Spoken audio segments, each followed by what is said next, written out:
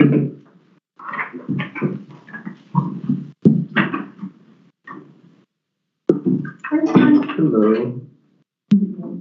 I believe I saw you at the circus. Yeah. Yeah.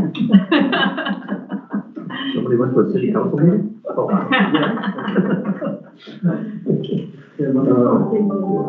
Yeah, that was fun. There was one of my kids. All the goodies.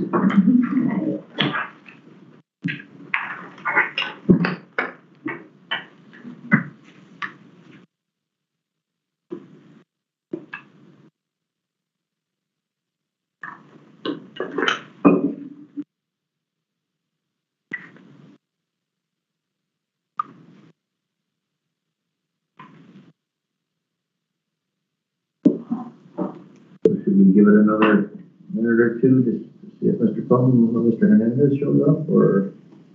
Yeah, it's up to you. We can start already if you like. It's up to you. Don't put me in charge.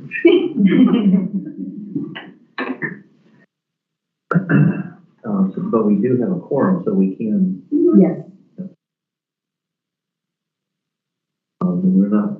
We don't vote on anything. Yeah, we'll have to skip and vote on them now. Oh, no, we won't. We have a quorum. That's right. Okay. Are we recording? We're rolling? Yes. Okay. Good evening, everyone. Welcome to the March 14th, 2023 meeting of the Syringe Services Program Advisory Commission for the Santa Cruz County Board of Supervisors. My name is Damon Bruder. I'm the elected chairperson of this commission. Welcome, everybody. Let's start with item 1, roll call. Commissioner Stern. Present. Awesome. Commissioner Plum. Not yet. Commissioner Hernandez. Not yet. Commissioner King. Present. Awesome. Commissioner Mee. Here. All right. There's one. We do have quorum, so we can review and receive motions for approval of the meeting minutes. Does everyone have a chance to review the meeting minutes? And do they have questions, comments, or concerns? I make a motion to approve the meeting minutes. I second the motion. Okay, we have a motion to approve that is seconded on the floor. All those in favor of approving the meeting minutes from February 14th, please say aye. Aye. Aye. Any opposed?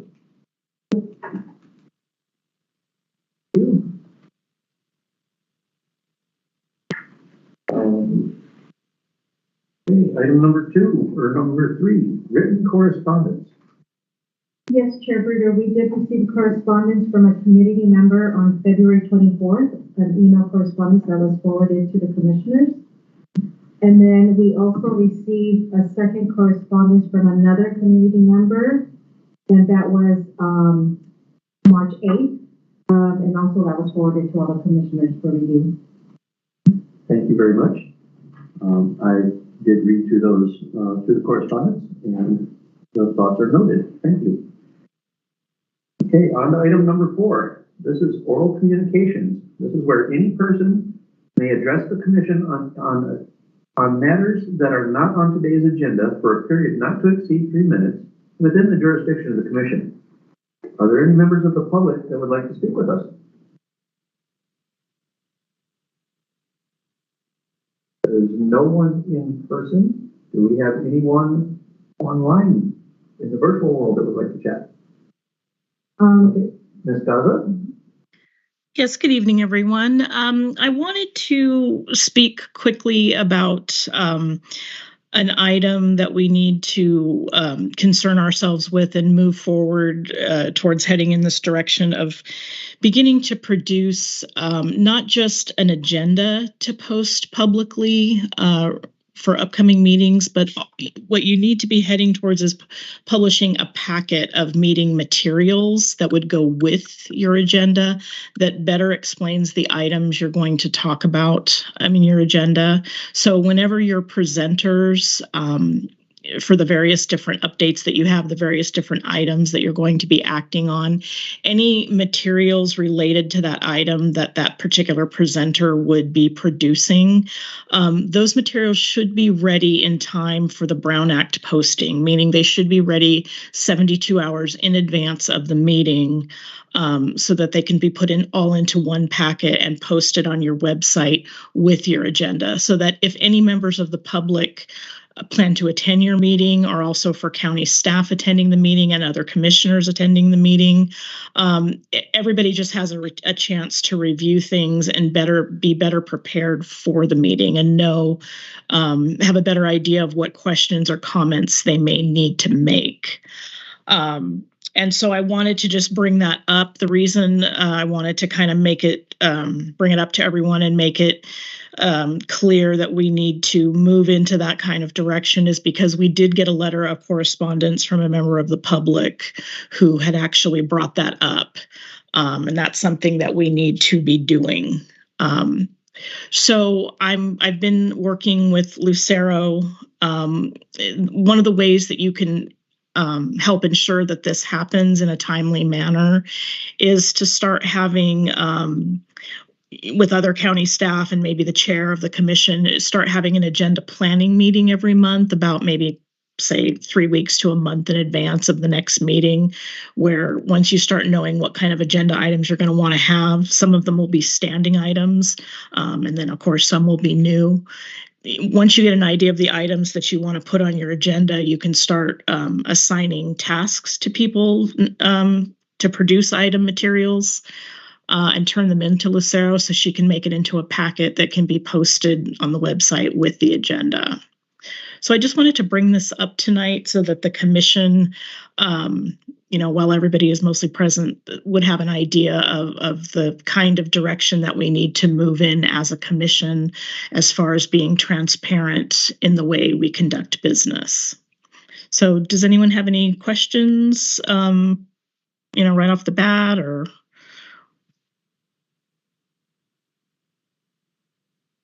Any questions? Ms. Gaza, who do you recommend to be on that commission? I would think it'd be at least one commissioner and maybe staff. Well, normally what happens is the commission clerk meets with other staff members, contributing staff members who regularly contribute information for the agenda, people who regularly present information, like say for the updates or any actionable items. It doesn't necessarily have to be all the commission members, or you don't need to form any new kind of a commission for that particular task. It's just so that the items that are going to be presented on the agenda to the commission for action or for consideration, so that any meeting materials regarding those items are presented along with the agenda in a packet form, so that everybody coming to the meeting, commission members, county staff members, any members of the public who might be present, they can go onto the website and look at those materials ahead of time and be better prepared to, if they want to ask a question about that item, if they're concerned about that item, maybe by reading the materials, it would answer their questions, and then they wouldn't have to ask a question at the meeting or those types of things. It's just to ensure that the public and all members present are the most informed they can be about the subject matter of the meeting. It's public disclosure. So thank you very much for that. For clarity, Ms. Lucero, I guess, what did we call her? The commission clerk? Is that the title? Liaison. Liaison? Yeah, liaison. Usually she contacts me 10 days or maybe 2 weeks prior to the meeting and talks about a preliminary agenda and seeks my approval on the items on the agenda, the wording of the agenda, the placement, that kind of thing. So that would just continue to happen, but we would want to do it probably just a little bit earlier so that once the agenda is set, Mr. Williams or Ms. Gutierrez could get us the packets, or if the ad hoc subcommittee had something coming up, that information could be gotten to the liaison to be published.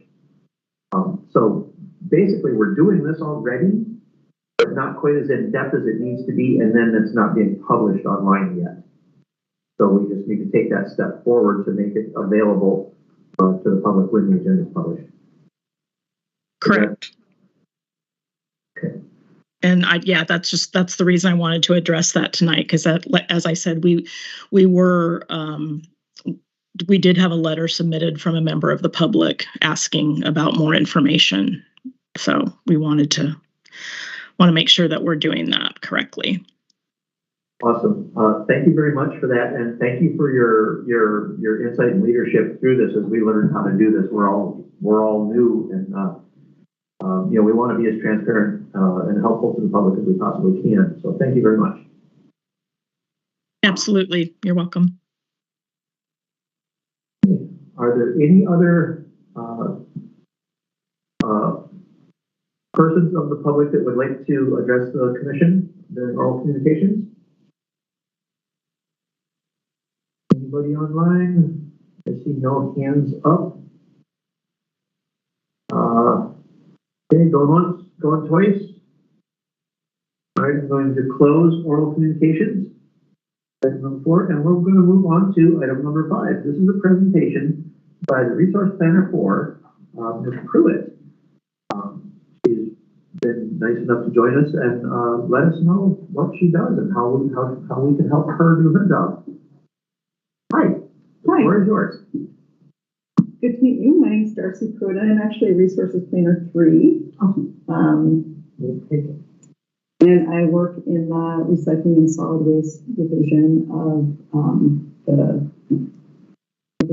we're CDI now, Community Development and Infrastructure, but I work inside of the Public Works.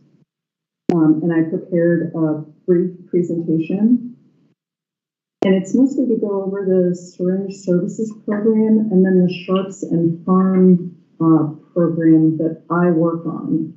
And I think that your commission oversees both of those programs, but understanding that it's really 2 programs with different legislative mandates. And it's sort of overseen by different portions of the government and the county budget. And so it's a little more complicated than, like, I think most people think it's just one program, the Syringe Services Program.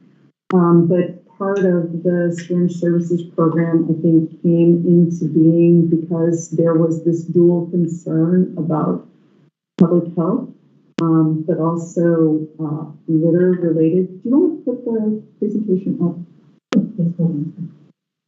I think you have it in paper, but if there are people out in the audience, the virtual audience, it'd be good if they could see it too.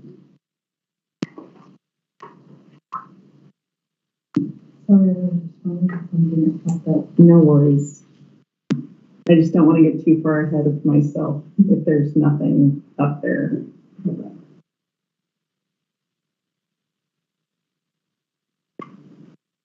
So the primary goals of the programs are to prevent the spread of infectious disease associated with injection drug use, but also to address community concerns regarding improperly discarded syringes. And the way the state approached the problem was to create a health program that I think you spend a lot of your time working on in HSA, that's really about helping people with health issues and getting treatment for drug addiction and providing other services to help them not be IV drug users. And then the way the county worked on the program with CalRecycle is coming up with what we call a product stewardship program to handle both sharps, which are the syringes that the Syringe Services Program deals with, but also pharmaceutical drugs waste. And the whole idea of a product stewardship program is to make sure that the people who are producing the products that are ending up as waste are taking responsibility for that end of life so that the cost of disposal doesn't fall on the jurisdiction. So there's this overlap between the two programs. And I really work on the waste side of the program. So my predecessors worked on setting up the county code sections that define the product stewardship plans. And we were actually ahead of the state in doing that. So if you were selling covered drugs into the county of Santa Cruz, you were responsible to do that end-of-life management before the state said you were required to do the end-of-life management of the discards. And what my job is after the creation of the program, basically all of the drug companies that sell into California now, not just into Santa Cruz County, are responsible to put together a product stewardship plan and get that plan approved both at the county level and all the different counties in California, and then get that also approved by CalRecycle, which is a branch of California EPA that oversees mostly waste management issues. And let's keep it there. There's actually a fair number of overlaps between Health Services Agency and the Department of Pharmacy in overseeing that program, but CalRecycle is the primary responsibility at the state level for overseeing and making sure that the plans comply, the plans are funded properly, and that it's managing the waste properly. So from collection, making sure that the waste haulers are certified, making sure that there's kind of cradle to grave from pickup to proper disposal. And then they recertify the plans annually. So it's a pretty big thing. We actually had a meeting today with Med Project that runs the current program that's in Santa Cruz County. And pretty much the program really runs itself at this point.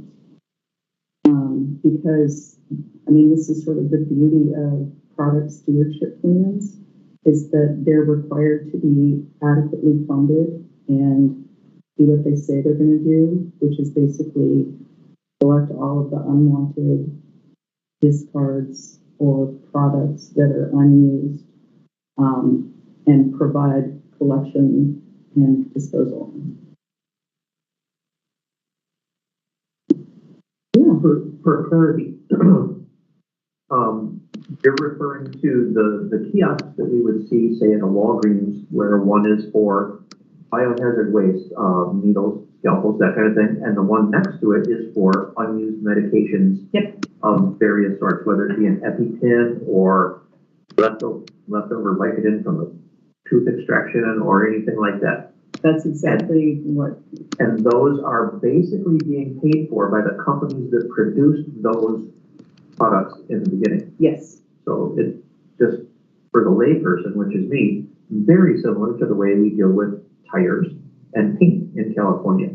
The manufacturers of tires have to pay to have them disposed of properly. We pay a fee wherever we get our tires, and the same when we buy paint. We pay a fee that helps them collect it and dispose of it properly. So it's basically the same thing. It is. Those are all product stewardship, and that's actually the way that most kind of complicated wastes that are expensive to recycle are handled. So mattresses are handled that way.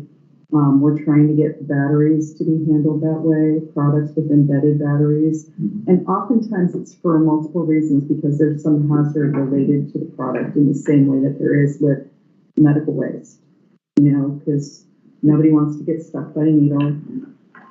Nobody wants kids or other people to get into, out-of-date drugs or extra drugs. The same is true for batteries. People throw them in the trash, they catch fire, they set landfills on fire, they set trash trucks on fire. It's the same kind of idea. Awesome, thank you. So yeah, that's pretty much what we do. And then the Product Stewardship Council, our focus is really on what those plan requirements are. Med Project has been a very good partner. There are some companies that don't want to participate with Med Project, and there's another company that's come into being that's trying to set up as a Product Stewardship Council with other, so there's some competition. They're not currently certified, but we've signed off on their plan. It's a company called Inmar. So we've looked at their plan. We've decided it's adequate. They have to provide contact information. They provide outlines of their collection and disposal methodology. And one of the things that they're working on with their plan is providing more remote options for returning products, both sharps and pharmaceuticals. Their plan relies more on mailing back the materials so that you could pick up an envelope and a sharps container and then mail that back to them. So You wouldn't have to show up personally at a pharmacy or a kiosk.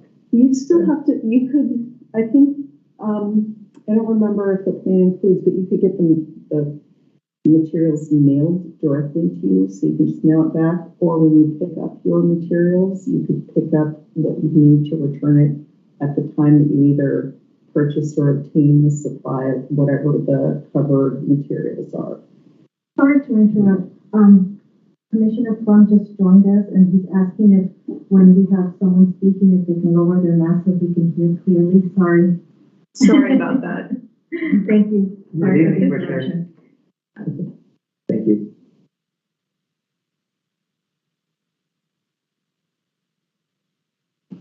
So much better. Thank you. Okay. Well, and I guess the other thing, if you can change it to the next one, I think I want to be at the county program drawbacks. It's almost the second to last slide. There we go. Because I think I talked about everything else without actually talking to the slides. So one of the things, because there really are two programs, there's some drawbacks to the way that the program's currently set up and the way they function. You've got varied legal requirements. State law covers the Syringe Services Program, county code, and state law also covers the sharps and farms now, but they're actually in two different code sections, so it's not an integrated program intentionally. As I said, you're also working with different state departments. Again, CalRecycle works more closely with the waste managers, the folks that I work with. The Syringe Services work much more closely with the Health Services Agency and the California Department of Public Health. So it's not like perfectly integrated. You've got, even at the county level, we've got different jurisdictional authorities. So the Health Services Agency has jurisdiction across the whole county, which I think you probably noticed during COVID. It was kind of a one-stop shop for all the information related to everything health-based. So even if I lived in the city of Santa Cruz, I was still looking to the Health Service Agency for all the information related to the health aspects of the program. And that's true for Syringe Services. It's not true for the Sharps and Farms program that I work on, because the Department of Public Works, where that program is housed in our county code, only has jurisdiction inside of the unincorporated county. So that's a little different. We've got some varied funding. The Syringe Services program is funded through the county's budget and some grants and state funds, where the Product Stewardship program that I work with is actually funded through the program itself, because the product stewardship council is funded by the companies that produce the materials, and they're responsible again for the production, the collection, and the proper disposal. So it doesn't even go to our county landfills that they would have to pay us to dispose. It goes elsewhere where it's managed as like biohazard. And then there's varied program compliance oversight as well. Again, the Health Services Agency and the Department of Public Works work pretty closely together. Rashawn and I actually go to some of the same meetings because we're interested in some of the same things. But the State Department of Public Health and the County Board of Supervisors provides oversight for the Syringe Services program, where CalRecycle provides most of the oversight for the Sharps and Farms product stewardship program. And that's really all I had to say. And I guess I hope you realize where I kind of fit into things. I'm sort of on the waste side of things, and I'm really trying to understand all of my responsibilities. I've been with the county 9 months now. So I'm still coming up to speed, but hopefully I'll be able to answer any questions that you have. Thank you very much. Open for questions, comments. I have lots of questions, but go ahead. No, I don't have any. Go ahead. Oh, I have about 2,000 questions. Okay. First of all, thank you for coming tonight and sharing about your program with us. I didn't even know this existed. Maybe you guys did. It was a big secret, but I wasn't aware of it. This is exciting. How long has the Sharps and Farms program been in the county? Do you have any idea, like 5 years or 50 years or? I think it's more like 10 years, but I'd have to look it up and let you know, because I mean, I'd have to look into, and I can answer that question offline. Yeah. But I didn't think to look at I that. just wondered how new it was. And then the other thing, the Sharps and Farms program, is it basically you, or is there any other staff? How many staff do we have in the Sharps and Farms program? So 5% of my time is devoted to Sharps and Farms, and I'm not sure that there's anybody else, Right. because the program, once it was created, it mostly runs itself, and there's this little tiny oversight role. Interesting. Well, I mean, that's the beauty of producer responsibility programs. It really takes the responsibility off of the jurisdiction and puts it where it belongs, with the people who are making the money, because they're making the product. Got it.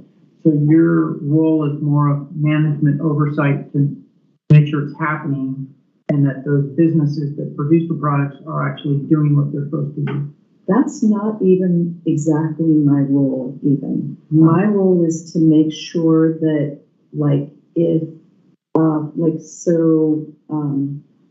a pharmacy, if their management changes and they have questions about, like, who should I be reaching out to, who should I be sending these products to, I tie them to the producer administrators. So, I'm not even, it's a much more minor role. And that's kind of the beauty of it, is that you're not paying county staff and having this enormous budget for something that is really somebody else's responsibility. So if businesses don't comply, is it more the state that is the watchdog and oversees their behavior? Yes. Okay. I mean, we are involved in that, and we have relationships with CalRecycle to be able to let them know if something's going wrong on the ground. Mm-hmm. But they're the ones who are going to come in and, like, have the penalties to make sure that. But I mean, also the beauty of this, Med Project has been a great partner. Now, granted, there are some things that they are not interested in doing, and I'm sure Rashawn can speak to that pretty clearly. They haven't been very interested about having kind of the kiosks on the street, because they don't have good management control over that. Mm-hmm. They tend to like to have them at pharmacies, which are public places, but again, they're not open. Most pharmacies aren't open 24 hours a day. But a few of them are. So there's typically a place to be able to go. But again, you know, that idea of having a place to get rid of a syringe where you're located, especially lesser means where you don't have a purpose to be going to a pharmacy, like you're getting your syringes from someplace other than the pharmacy, then maybe you wouldn't be traveling to the pharmacy to, you know, deliver your used syringes. Couple more questions. You mentioned that your program oversight is for the unincorporated areas. Do you happen to know if the 4 cities in the county have their own version of you? I know that the city of Watsonville and the city of Santa Cruz do have areas where they collect syringes as well, and they have their own programs. But I am not as familiar, and I'm sure this is my limited tenure with the county. I've worked with Capitola and Scotts Valley on other issues, but not on this syringe issue. And then my last question is, I know you've just been in your job for 9 months and still getting to know it. Do you see any opportunity for our 2 programs where we could collaborate or do some work together that she's missions for both? I think that's a really good thing to discuss. I think one of the things we've talked about a little bit is, you know, making syringe collection easier. We've also talked about how do we fund some of that. We have some of that works okay right now, but I think, you know, that's really a conversation that needs to happen here with direction. And then staff usually takes direction based on, you know, what the commission and the board of supervisors wants to do and what it costs to do those things. And I said that was my last question, but I had one more. That's okay. We in the SSP are a commission formed by the board of supervisors to oversee the SSP. Does the Farms and Sharps program that you oversee, does that have a commission or a committee, or is it just you? No, I think it really falls into your purview as well. Interesting. You cited some code sections in here in the handouts, and I'm going to go read those and learn more about this. Okay. I'll go find it. Yeah, and I'm more than happy to answer questions for you if you want to just, I can give you my email address at the county, and then I can send you other things, because there's, you can dig pretty deeply, and I tried to make it very simple. We have enough to do, but I would like to learn more and just be more informed. So. Yeah, absolutely. Well, I did all the rooting around, and I have a lot of little bookmarks for what the different agencies do that oversee out, you know, at the state level. So what the CalRecycle does, what the Board of Pharmacy does, what the Department of Health does. So I'm happy to send you my research materials, because I tried to get down to the summaries of what they do rather than reading all the code sections. Well, thank you very much, and I'll turn it over. Thank you. Still no questions? I have one question. So the syringes that are collected from the SSP, do they go through your program, or are those handled through Rashawn? Yeah, just can you clarify that? So the syringes that go through the SSP, I do not believe they do go through your program. I could be incorrect on that, but I know that our service provider, Sharp Solutions, also services kiosks in other locations, but our outside kiosks, to my knowledge, unless there's just a tracking of the using my word here, basically the records of services. To my knowledge, they're not going, past your desk. Yeah, and I might be able to tell you one of the things that I did not look into very closely for this, is there's a distinction between covered materials and materials that are not covered. And my guess is, but I don't know this for a fact and I will find out, my guess is that the syringes may not be a covered product. So it might be outside of the producer responsibility because of the way they're delivered. But I will look into that and get back to you. Because of coming through the state clearinghouse where they're sourced, they're not coming from a manufacturer, they're coming from a clearinghouse. Yeah, and I'm just not sure, but there was definitely there was a whole series of definitions that I didn't bother to look at because I didn't think it was going to be an issue, and I think it's an issue. I'm just curious. Thank you. Well, thank you very much for being here. We very much appreciate your hard work and clearing things up and presenting this. I'm intrigued by this new INMAR that's trying to get involved in things. I like the option that they're putting forward of another way to dispose of things properly, the mail-in, just another tool that can be used to keep them off the streets, off the beaches, out of the rivers. I think that's great. Unfortunately, this is all government and it's so convoluted. The whole page of drawbacks here. Just who oversees this and who oversees them, but they're overseeing that from that side. And dang, I wish it could be streamlined, but it's the government. I do see med project advertisements on Facebook. I see their ads pop up on my timeline, and I think that's neat because Facebook is in every corner of everywhere somehow. So it doesn't matter who you are, you're eventually going to see a med project ad and know that you don't have to just chuck them out your window or throw them in the trash with everything else, where they're a danger to whoever's moving the trash. So I like the fact that they're visible like that. I'm going to have more questions in the future, I'm sure, but tonight I don't really have a lot. I just really want to thank you for what you're doing, for being involved, and for being willing to come and talk with us and share the knowledge that you have. I appreciate it. Sure. And Rashawn and Sarah both have my email address, so easy to get in touch with me by asking one of them for my address. Perfect. Awesome. Thank you very much. Thank you. Thank you. Thank you. Thank you, Doctor. And I was going to leave unless you had anything else that you needed. That's fine. Okay. Yeah. Thank you again. Okay, that was neat.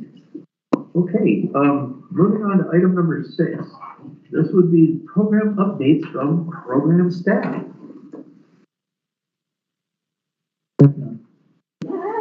Wrong program. Different staff.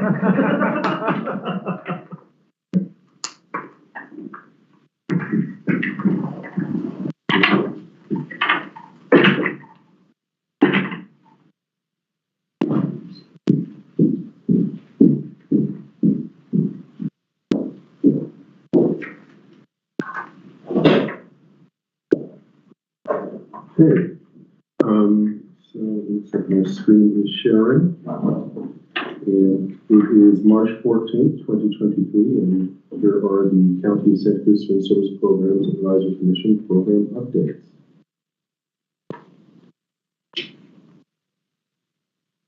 Okay, just the agenda for these updates. I want to update you on the status of some grants that we've applied for. A review of how our program distributes harm reduction supplies. A summary of key points from commission and program staff as we move into consideration of our exchange move or service delivery model change for our North County exchange. Comparison of service delivery models, and then move to staff recommendations and things for you as a commission to consider for recommendations and action as was requested in the prior meeting, to look at what's the staff recommends. Okay, so we had a couple grants that I let the commission know about in past meetings. We received notification on the NASDAQ grant that we applied for, and on March 2nd, we were informed that we did not receive that funding. However, we also applied for a MAC Access Point grant, and a reminder, the purpose of that grant was to provide low-barrier opioid treatment through our SSP, through exchange encounters. To form extra help staff to work with participants to overcome barriers to entering drug treatment. And we collaborated with our county's medical assisted treatment team and the Homeless Persons Health Project to discuss how we would accomplish that. That is, connecting people and navigating treatment. Close collaboration with those two programs. A benefit is that we could also improve our tracking of substance use disorder treatment referrals with the extra help staff to work as navigators. And we were notified that we were awarded that grant just yesterday. So, you know, a lot of work to come with that. We're going to find out more information in an upcoming meeting, and we'll keep you informed. Okay, so review of harm reduction supply distribution. Our fixed sites, which is where we're able to perform syringe exchange, we're distributing syringes from those sites. We also distribute other harm reduction supplies, including safer sex, hygiene, safer injection supplies, and some comfort supplies such as insurers. When our staff performs outreach and engagement, we bring all supplies with the exception of our smoking kits and our syringes to distribute. And an example, just to let you know, as far as how many encounters or interactions we're having when we do perform outreach, in the last 4 months of 2022, we had nearly 1,000 encounters with persons in the community, primarily at the levee in Watsonville, but also up here at encampments, including the Overlook. We also distribute our supplies to community partners. We met with the Downtown Streets team recently to discuss how we can help them distribute not only information about exchange services, but also supplies that some of their clients may need, including wound care, Narcan, fentanyl test strips, etc. We distribute Narcan and fentanyl test strips to Health Service Agency and Behavioral Health. Community Action Board, we distribute supplies to them, mainly in kits. And the Homeless Persons Health Project, we help them to distribute supplies to the community that we're able to receive, and they're serving some of the same persons that we're looking to serve as well. So we already have a good relationship with them in helping to distribute supplies. It just leverages our partnerships so that we can better reach the community with other staff. A reminder of the directive to the SSP Commission, and that is to direct Syringe Services Advisory Commission to look at possibility of moving the North County Syringe Services Program out of the MLN and look at other physical sites at HPHP, Coral Street, and also possibly Urbana.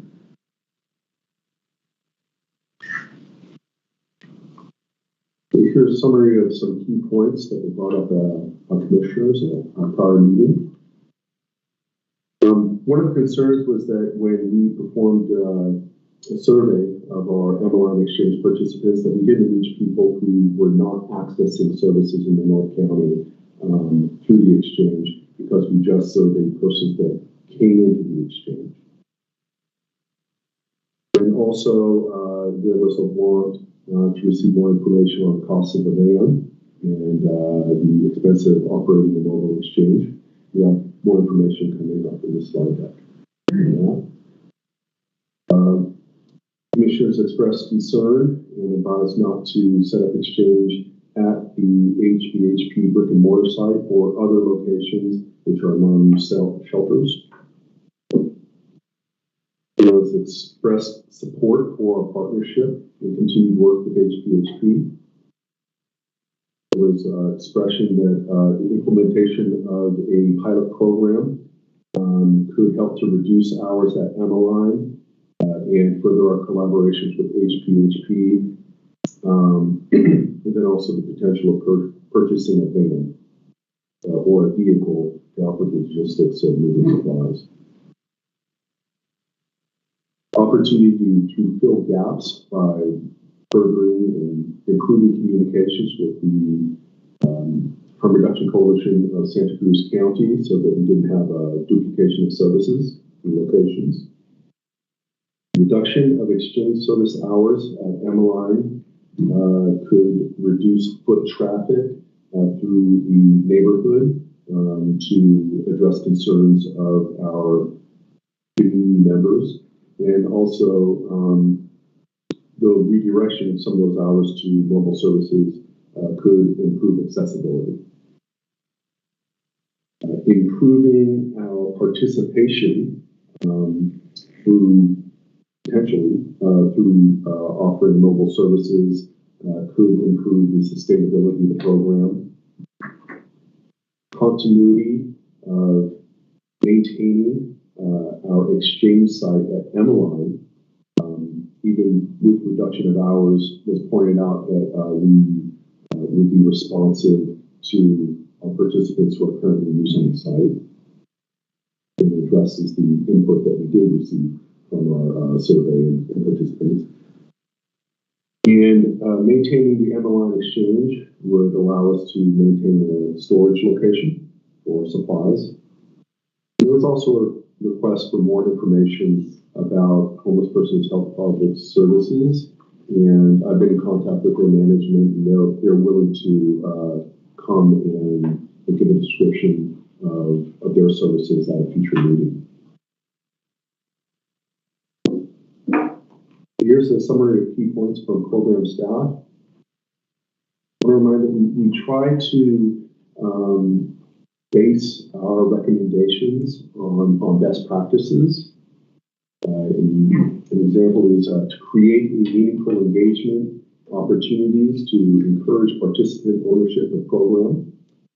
It's a strategy approach recommended by the CDC for SSPs.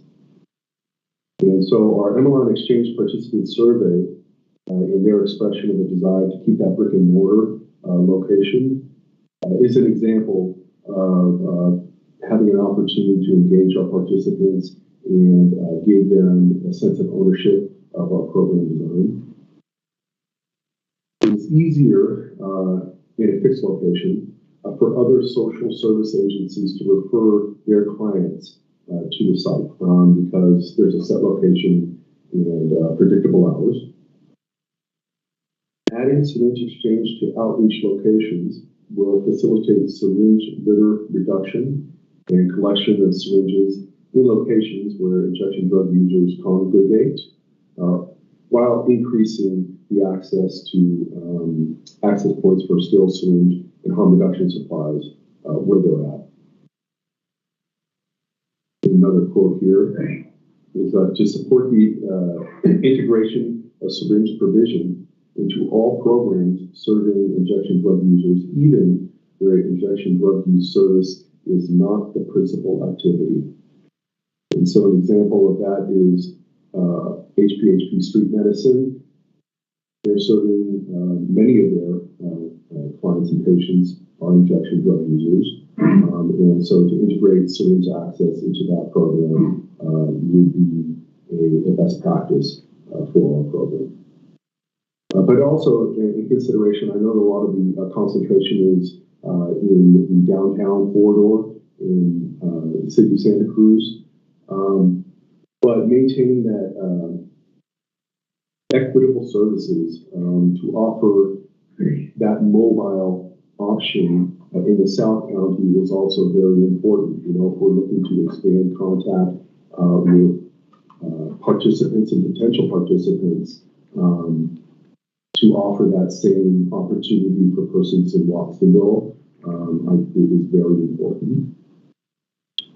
We have support from HPHP to continue and expand partnership.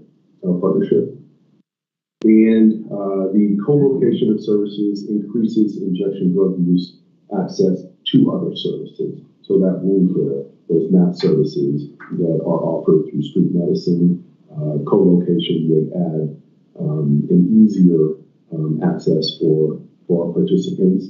And also, persons that are coming to street medicine could access sterile syringes, could access our services, our harm reduction supplies more easily if we're co-located with them.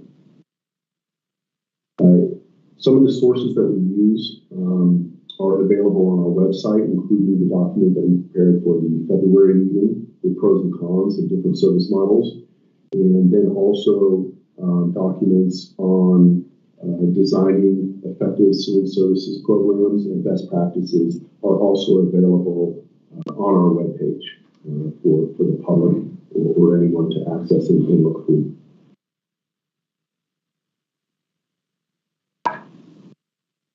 Here's a comparison of the two service delivery models that the commission was asked to look into. So one being the purchase of a mobile van, and the other is co-locating. I know the ask was to look for a potential move of services to HPHP. There has been some consideration of that. I think Chair Bruder mentioned his lack of support for moving services to their brick and mortar former meeting. But for the mobile van, some of the assumptions would be that the locations and hours of service would need to be determined. Right? Would be determined. The funding would be secured. That the space for that van would have a location to park that van and secure it either from being vandalized, etc. That we would remove the fixed site location directive that we have from the board, and hiring the 2 staff members to operate the van during the exchange. Again, that's a safety issue. If we're going to do standalone services with that van, we need someone we need 2 people, 2 staff members to person that site. The startup cost, an estimated about $132,000 for that van and the retrofit. We used Humboldt County's Syringe Services program as a model. They have a van that's retrofitted to testing and syringe distribution and collection. The ongoing cost, an estimated annual cost of about $21,000, and those 2 full-time staff at about $244,000 per year. The community benefit is that flexibility to change van locations and hours to increase access. So a mobile van does offer that flexibility and agility to quickly change. So the hybrid model, the assumption is that we would maintain the 2 sites at Watsonville and Emmeline, those fixed locations, to continue to serve the participant base who are accessing those fixed sites for that purpose, because they are fixed. To utilize personal or county vehicles when we did if we were to collaborate with HPHP. So utilization of personal or county vehicles for logistics to transport staff and supplies. To continue collaborating with HPHP so that we are deciding on sites jointly to best serve the community. Also, we would need that removal of the fixed location and fixed hours directive.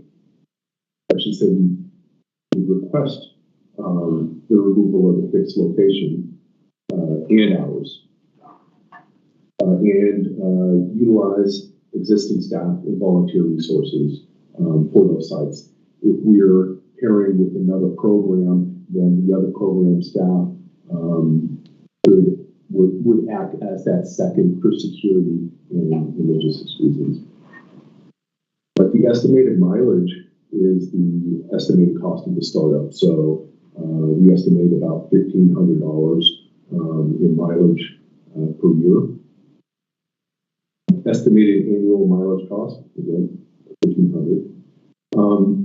And some of the community benefits is to expand access points for sterile syringes and syringe disposal. With the flexibility to change outreach locations and times to increase access. Provide stability and confidentiality for existing exchange participants at our fixed sites locations. And co-location of expanded services with HPHP Street Medicine and potentially other programs that would want to participate in outreach with us. Okay, some of the recommendations in order to put the hybrid section into action is that the Commission recommends piloting a hybrid model for maintaining exchange services at Emmeline and Watsonville while providing exchange services at Outreach in collaboration with HPHP Street Medicine. The Commission recommends the Board of Supervisors remove directive on providing service at a fixed location to move forward with that pilot program. Again, right now the directive is to provide services at the Watsonville campus and here at Emmeline. Commission to consider recommending the removal of Board of Supervisors directive on fixed hours to allow flexibility and ability to adjust to community needs.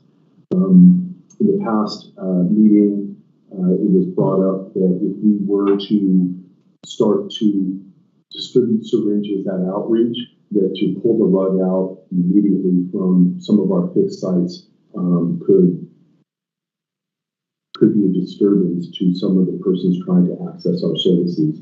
So right now, for instance, if we were to start to exchange at Outreach, if we were to go 2 hours at Outreach, we would need to immediately pull a shift from Emmeline as opposed to have an overlap period while we were establishing the Outreach site and still maintaining services. So we couldn't really do that. So giving us the flexibility to shift our hours and also give our participants who are trying to access our fixed site some time to adjust. Okay, so the staff will continue to consult with and report to the SSP Advisory Commission on program participant engagement using the hybrid model. And staff to report back to the Board of Supervisors for the 2023-2024 biennial report period. That report would be in the spring of 2025 with service delivery recommendations based on participant input, community response, and SSP Advisory Commission recommendations. In order to collect enough data and analyze that, as well as surveys, etc., while we're implementing the pilot program, we would just recommend that we have a longer period of time than, for example, it's a 6-month period that was brought up before, and it would just be very difficult to implement the program and come back with meaningful information in that time period. And so thank you, and I'll move forward to consider if you have any questions. I have a few questions. So going back to the grants, can you say more about the MAT access grant that was awarded, specifically how much and for how long? So it's actually a relatively short period of time. It's 16 months. And the award amount was, it was approximately $350,000, I believe. Okay. It's approximate. And much of that cost is for staff, practice navigators, but there's also funding for MAT providers and nurse and some of the administrative costs as well, and some supplies as well. For instance, bus passes. Part of the purpose is to overcome barriers to accessing treatment. So if someone needs some transportation help to meet with the navigator, or even go to appointments, other supplies. Okay. Yeah, I'd like to just add something to the close collaboration with the Homeless Person Health Project, which is under the clinics division. So some of those funds aren't coming directly to SSP. It's to leverage each other's staff and helping achieve MAT access among our participants. Okay, thank you. And then I have a comment more than a question on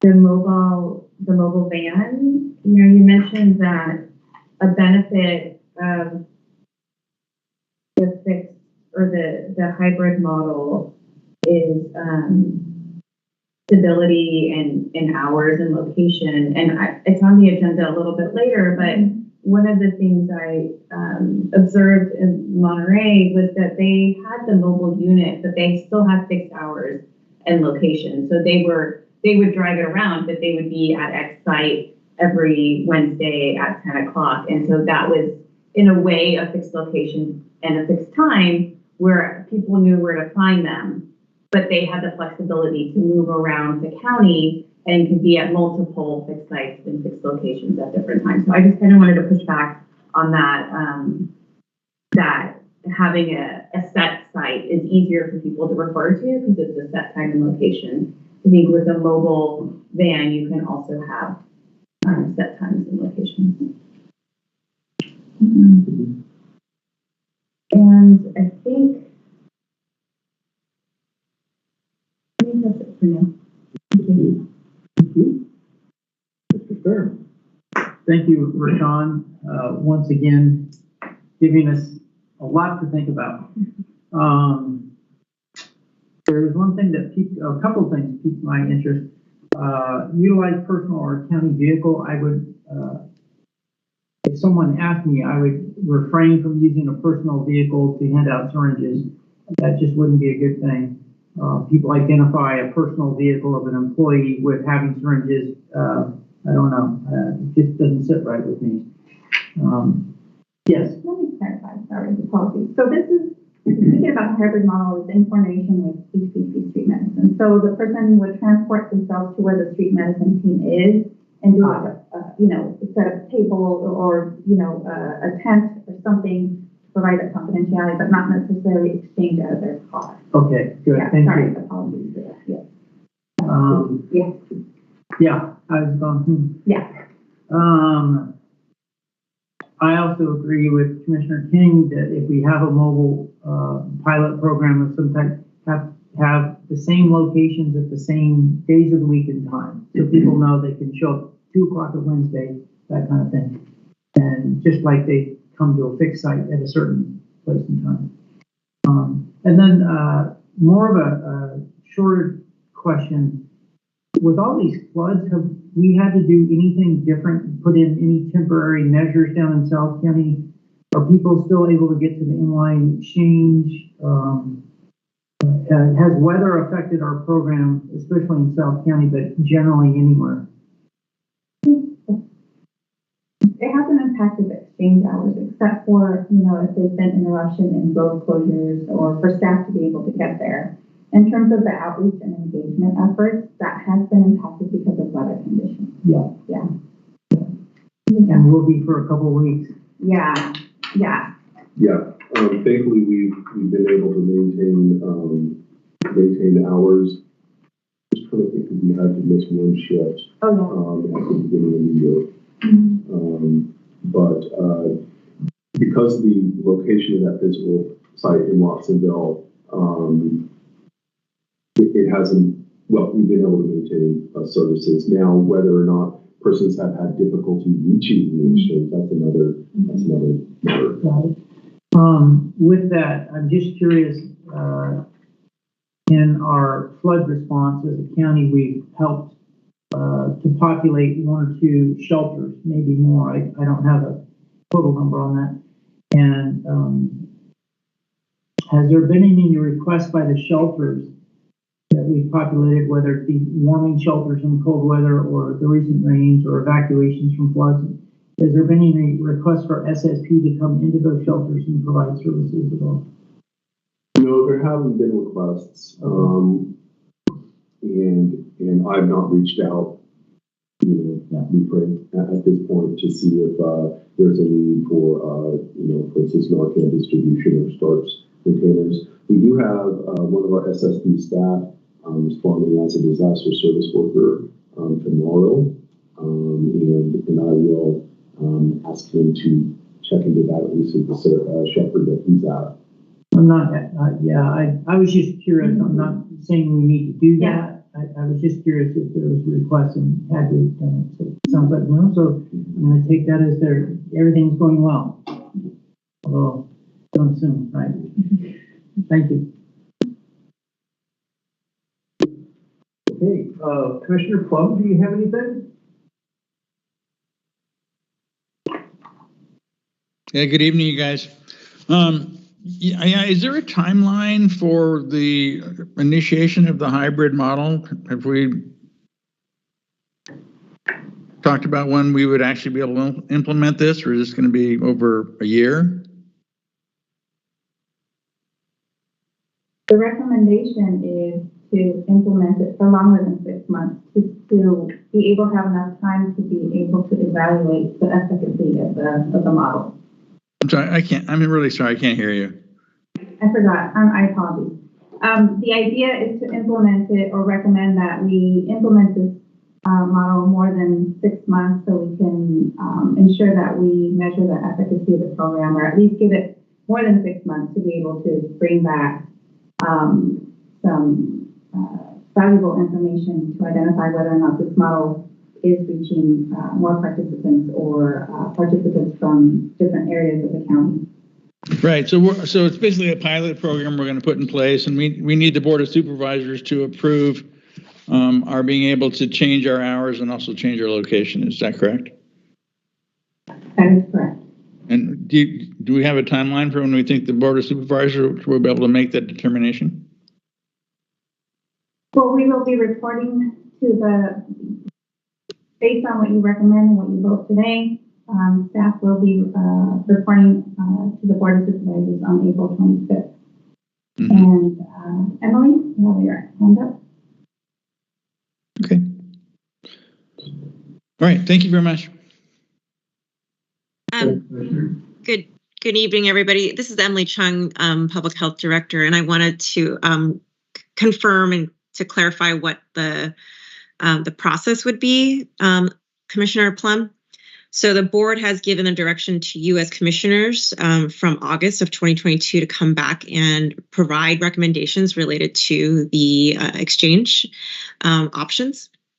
And since we are already going to the board April 25th to provide the biennial program report, we've told the board that we will come back with those recommendations from this commission at that date. So April 25th is the board date at which we would like to provide your recommendations based on the directives, and then also provide our biennial report. So this commission does need to vote. I think that's your next item. Does need a vote so that we can prepare our board item materials in time for the April 25th meeting. Okay, thanks. Can I make a proposal? Can we have Emily Chung's sound system be implemented for the rest of the meeting? I can hear her great. Okay, my turn, I guess. One of the things that stands out and it jumped out to me. Go ahead. Fine. I don't want it on anyway. One of the things that jumped out to me in the past and is noted here twice is we really need to have the board of supervisors remove the mandates governing the fixed locations and the hours.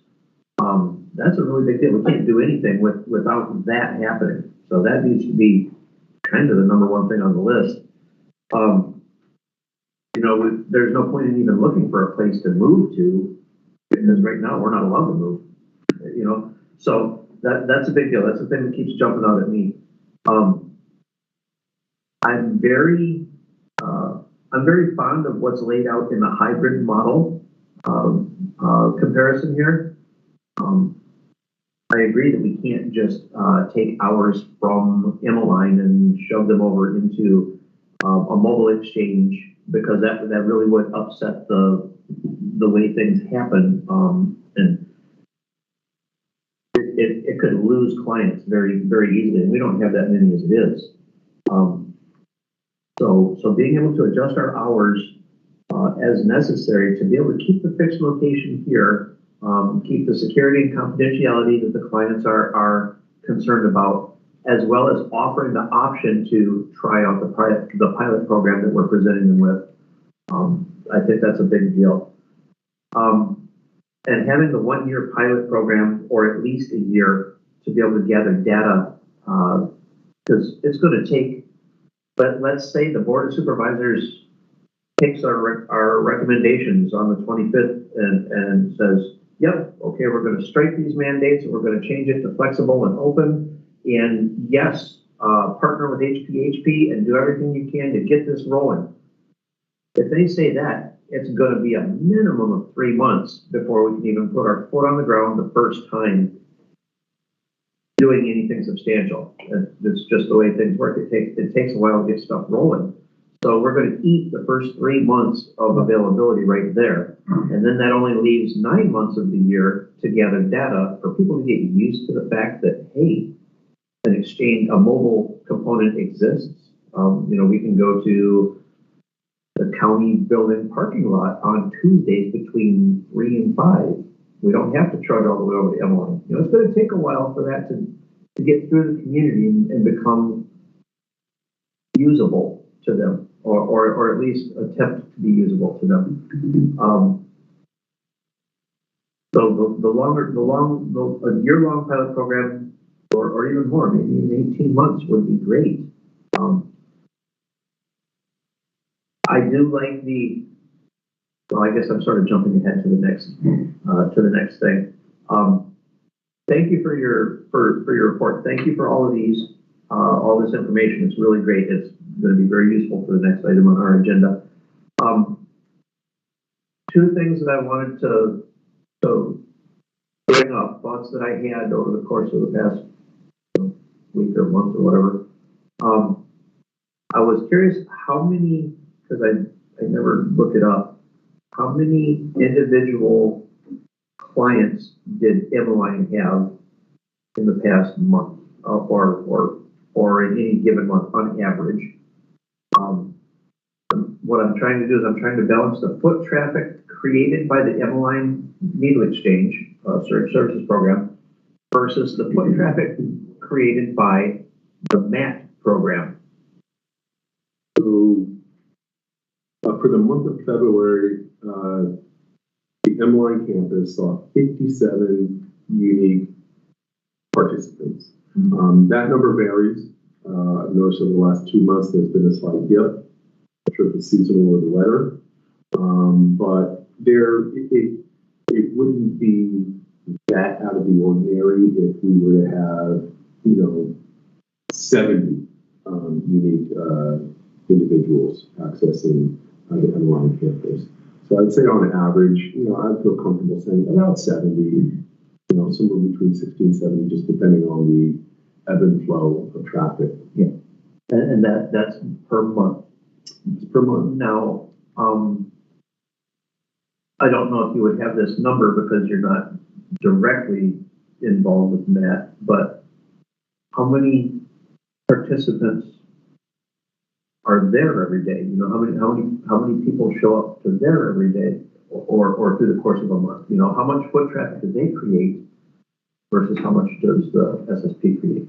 Yeah, I do not have that information. I know that that's something that is being looked at, just overall Emmeline traffic, but no, I just have our exchange information. Yeah, my thought was let's, just to grab a random number, let's say there's 15 participants on a daily basis at the MAT exchange or the MAT program. That's 300 people a month, 450 people a month, something like that. It's substantially more than the SSP. And maybe the people that want the foot traffic lesson, the community at large that wants the foot traffic lesson, maybe they're sort of going after the wrong, the wrong draw. Maybe the MAT is where most of it's coming from. That's just thoughts that I have. And just for clarity, that was unique individuals. So in February, it was 57 unique individuals. We actually had 81 visits to the exchange at Emmeline, but 57 unique persons. Yeah. But so 81 compared to, 425 or give or take, So, it just occurred to me that, well, maybe the SSP isn't what's really causing the foot traffic that might be affecting the neighborhoods. Just thoughts. I had one other thought that. While you're finding that, can I ask a question? Please. So with the collaboration with the HPHP and their street medicine program, I'm curious what locations they serve and how that overlaps with Emmeline and the Watsonville locations right now, or what gaps would be filled with that collaboration? Well, right now, the main gap would be, I guess the most quickly implementable would be at the Watsonville levy. We are working with them at the Overlook site, but that is something to consider as far as whether or not that would be an appropriate location for syringe distribution. We have to work with the Salvation Army and see if that would be advisable. But HPHP is also looking to expand their street medicine in other locations. And, for instance, we did have a discussion, they're looking for other locations to expand their services. So that's what we would look to collaborate with them on, is to identify those locations. Thank you. Evidently, my other thought is somewhere floating over Europe, and it's going to land in somebody's TV itinerary now. So, if there's no other questions or comments for the program updates, we can move forward to item number 7.1, which is really the important one for the night. We've got 9 minutes left. I would like to say that I very much like the hybrid model that's laid out here in the comparisons that Mr. Williams put together for us. I very much like that idea versus the mobile van. That $131,000 just to acquire a van and make it so that somebody can walk in one door and walk out the other is just astronomical. But the hybrid model, there's so many components of that model already in place that it would be really easy to kick that into gear. As far as the recommendations page, I wholeheartedly stand behind the first three recommendations. Recommend piloting a hybrid model, maintaining exchange services at Emmeline and Watsonville, while providing exchange services at outreach and collaboration with HP Street Medicine. But I would add for a period of 12 to 18 months, so that there's a timeline, a framework for the Board of Supervisors to try and grasp. And have the board recommend that the Board of Supervisors remove the directive concerning fixed locations and the directive concerning hours, so that we have the flexibility to implement what we need. We need to be able to do this. We need those two things to happen so that we can do anything. And then the other two recommendations, of course, just keeping in touch with everybody, letting us know how it's going. That's basically what those last two are. That's very simple and succinct. Maybe somehow we should word something that says, that the hybrid model could mitigate the traffic in the area, the foot traffic in the area, or something like that.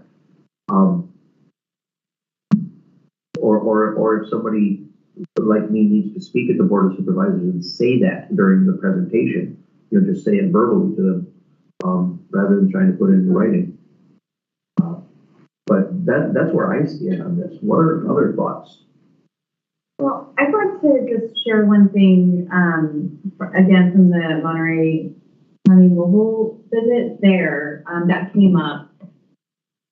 I'm not a proponent of it. I just wanted to share an idea that came up. So they use the access network there. They use their van only 2 days a week. And so there was talk about collaborating and just borrowing their van a couple days a week. So they already have their van all retrofitted and ready to go, and it's just sitting there a couple days a week. And so someone had the idea, I think someone from the HSA team had an idea, if it's just sitting there, is that something like, instead of us investing and buying our own and retrofitting it and having that big expense, if we could just even use it for a trial period here. And so I'm Lisa Clinic. Yeah, so I'm just putting that out there because I wasn't able to attend last month to share my update then. And so just so we have all the options or ideas, I wanted to share that. Thank you. That could be, that's something that could definitely be considered if our recommendations are accepted. That's another way where we could collaborate with HPAP, see if it's more useful to use a van than it is to shuttle people there in a personal car. That's an option that could be utilized at some point. My thoughts on sharing the van with another county programmatically from a manager's point of view, that might get tricky. You'd have to have counsel involved and write a contract and look at risk people to look at things, who pays for damages, all that kind of stuff, or maintenance. But it's a good idea, because if it's only used 2 days a week and sit for 5, then that's an unused resource. And if they're open to the idea, it might be worth exploring or at least looking into. So thank you for mentioning that. Chair Bruder, I would recommend we take this hybrid model, which I'm in favor of. We go 18 months for 2 reasons. One is it will take a few months up front to get all the pieces moving. And the bulk of that work is communication to our partners, communicating to our staff, communicating to our clients. And then it's like turning the Titanic around. It takes time. So the other thing about 18-month period, we'll get at least a full year of data out of it. And then it also ties up nicely with our next biennial report that when 18 months from now, it's about the time our next report to the board will be due. So we can really have some meat and potatoes in that next biennial report a year and a half from now. So I would suggest 18 months, and there's no reason to make this an emergency. Let's slow it down, not stress out the staff, not stress out our clients, and take it step by step and put it into place and then do it right. I don't want to rush and do things wrong. I'd rather slow it down and do it right. My 2 cents. I very wholly agree with you. It's not an emergency. We have ways for people to access certain services right now, so it's not an emergency. The only urgency is get the board to remove their mandates or change their mandates, the 2 mandates that they have, so that we can look at moving forward at a pace, and at a responsible pace for everybody. That's the only real urgency is getting that permission to be able to move. I don't see that permission as being that difficult because the board asked us to implement this. So they're the ones that asked us to implement it. And then to do that, we just share with them, we need to rescind some areas over here so we can go forward with your directive to us. So I think that's just more of a clerical thing than it is a substantive thing. I think you're probably right. And because you're much more well versed in the government stuff than I am. We'll be fine on that. Things less work. It's going fine. Mr. Plum, do you have anything?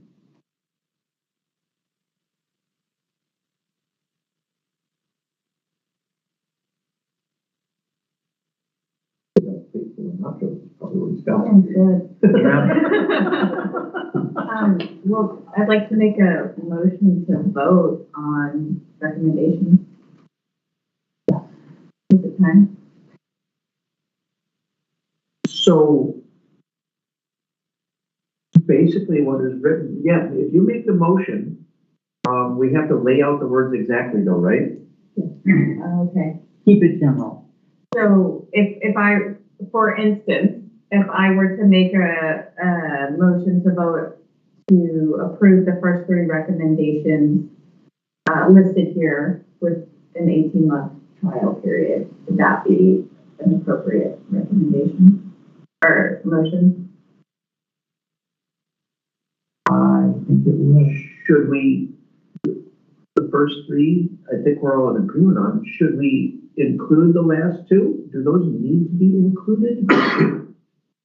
Because that's basically just reporting back like we always do. Yeah. Okay. So all of them?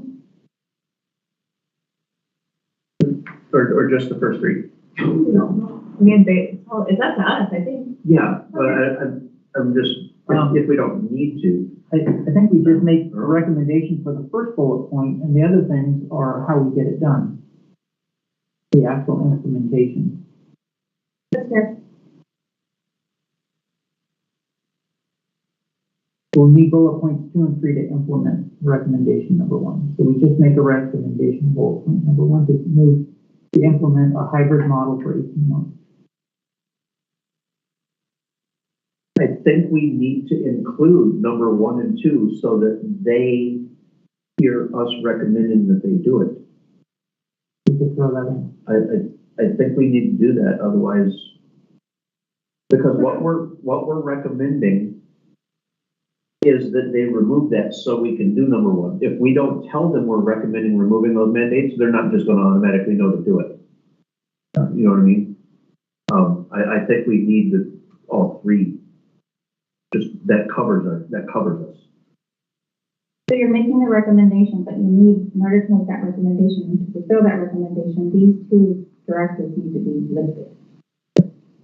And we can literally, it can be stated exactly as it's typed out here, with the exception of adding for a period of 18 months after the first bullet point.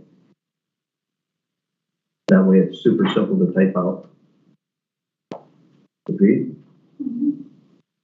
How about we make a recommendation to implement the first 3 bullet points for 18 months based on Mr. Williams' correspondence for March 14, 2020.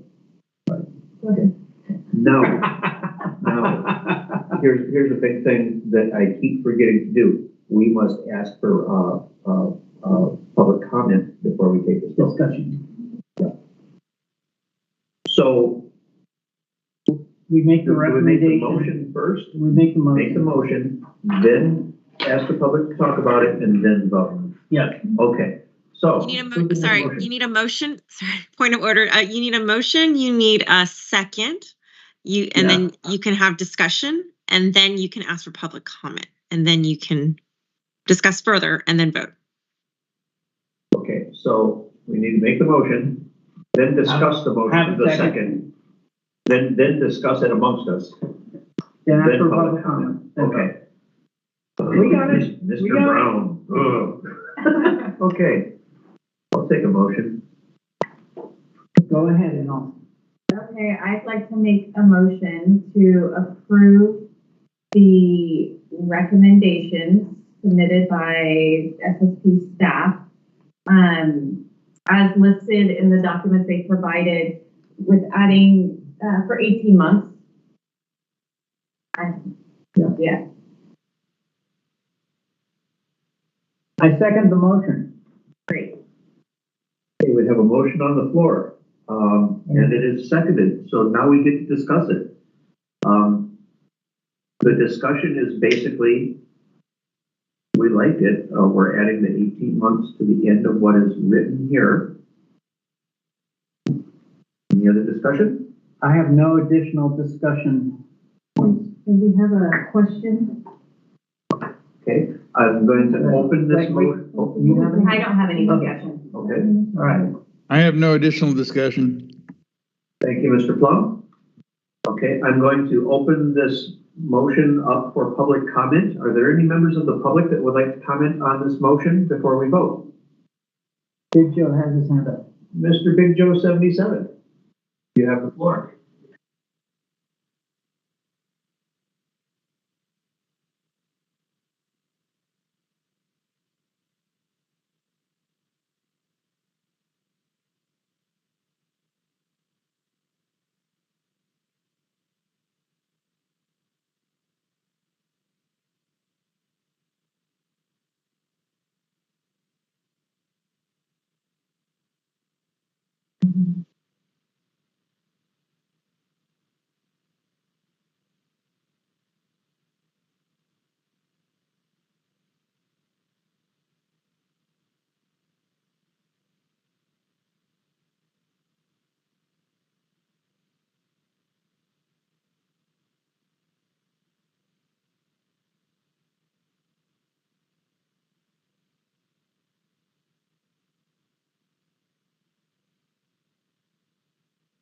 Throw that up.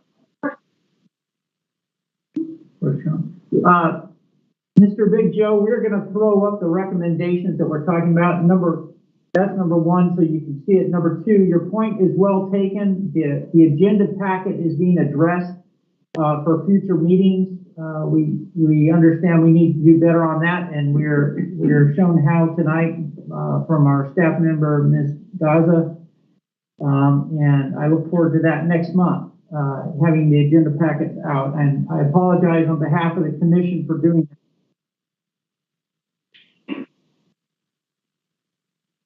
Yeah.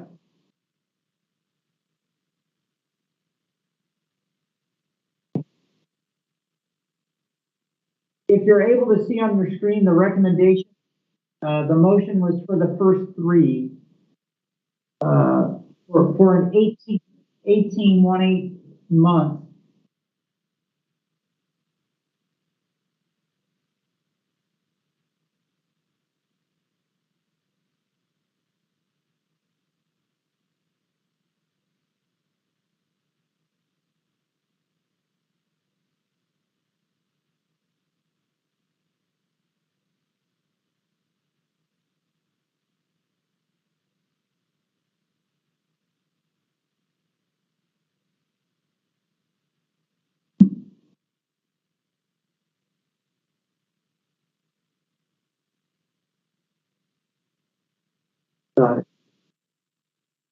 Yes, and we will confirm that with our commission's liaison to make sure that is how you say it is, but we'll do that. And do you have any discussion points for us?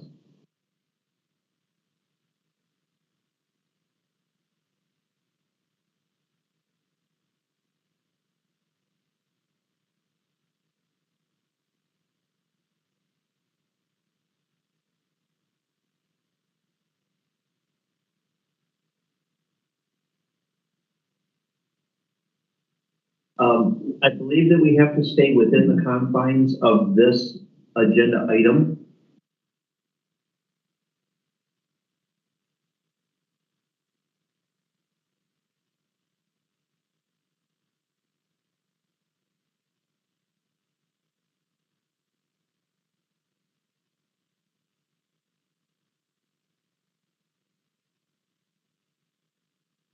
Well, since it will be in coordination and partnership with the Homeless Persons Health Project that offers primary clinic services, the idea is to collaborate with that team who has that expertise.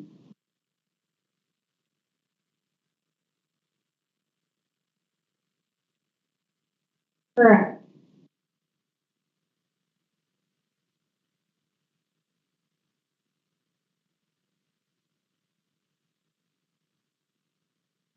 So we will be collaborating with the Homeless Persons Health Project who has a mobile unit.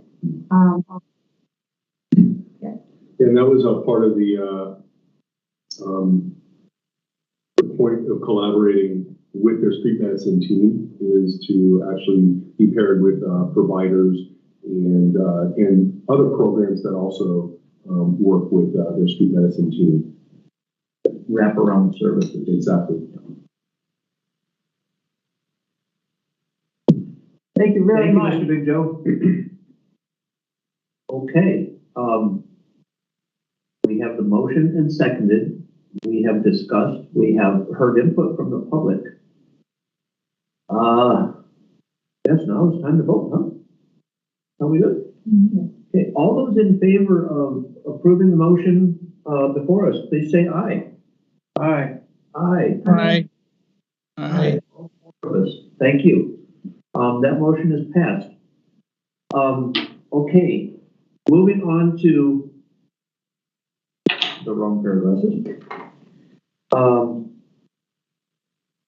We are semi-drastically over time at this point.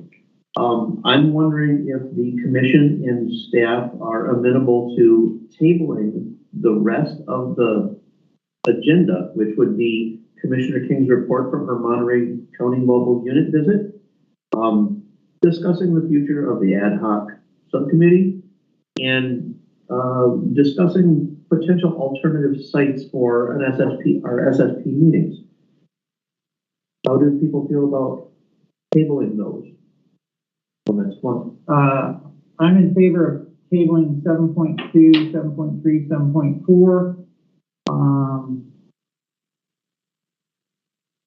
There's a lot going on in our county right now with weather-related events affecting a lot of our friends and families out there, and I think we should table this for now. We have enough to do right now and get on with life. Okay. We'll open the motions. I make a motion to table the rest of the agenda until next time. Second. All right. We have a motion and a second on the floor to table the rest of the agenda until the next meeting, at which time I really look forward to hearing Commissioner King's report on the Monterey County Mobile Unit. I'm really interested in that. All those in favor of tabling all this, please say aye. Aye.